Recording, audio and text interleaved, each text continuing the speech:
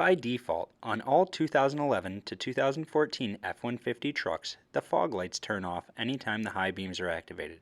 The Boost Auto Parts All Lights mod will allow the fog lights to remain on when the high beams are activated, as well as automatically illuminate the fog lights when the high beams are activated for optimum illumination.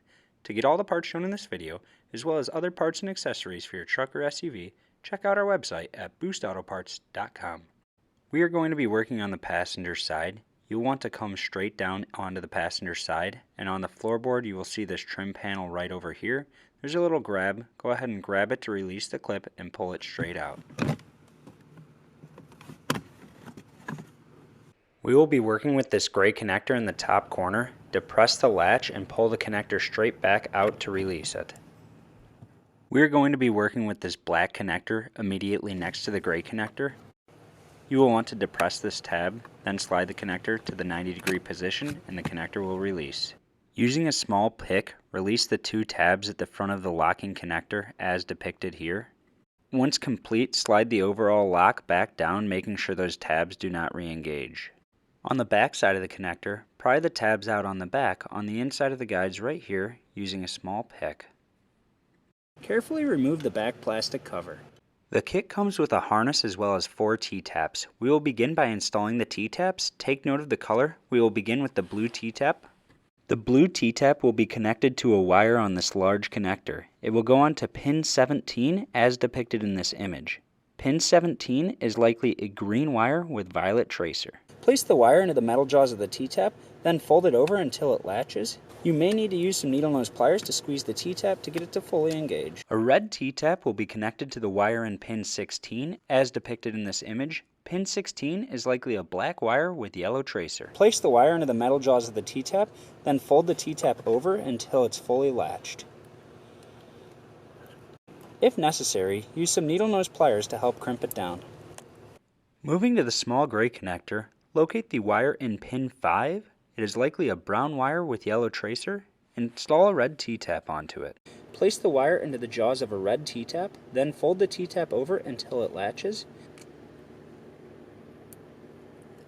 Locate the wire in pin 7 of the gray connector. It's likely a violet wire with orange tracer. Install a red T-tap onto it. The harness is equipped with 2 white wires. You will only be using the male terminal, the one shown on the right. The left one will not be used and simply should have electrical tape installed over it. Take the white wire with the male disconnect from the Boost Auto Parts harness and plug it into the wire in pin 5. Make sure the metal from the disconnect goes directly into the T-tap and that the disconnect slides all the way forward. Plug the white wire with red tracer from the Boost Auto Parts harness into the T-tap connected to pin 7 of the gray connector. Make sure the metal from the disconnect slides directly into the T-tap and that the disconnect slides all the way forward. Take the black wire from the Boost Auto Parts harness and plug it into the red T-tap connected to pin 16 of the large black connector. Make sure the metal from the disconnect slides directly into the T-tap and that the disconnect slides all the way forward.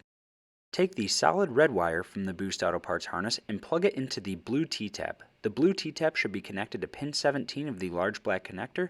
Make sure the metal from the disconnect slides directly into the T-tap and that the disconnect slides all the way forward. Reinstall the cover on the large connector. Make sure the latch is in the all the way up position. Then bring the connector into position.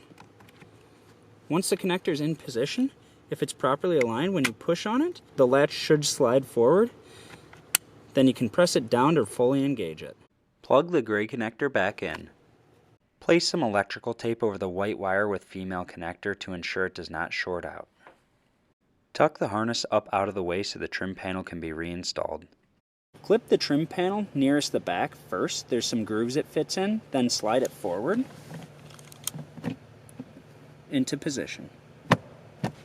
And just like that, your installation is complete. Now, anytime your high beams come on, your fog lights will also be on, or if they were already on, they will remain on. To get all the parts shown in this video, as well as other parts and accessories for your truck or SUV, check out our website at boostautoparts.com.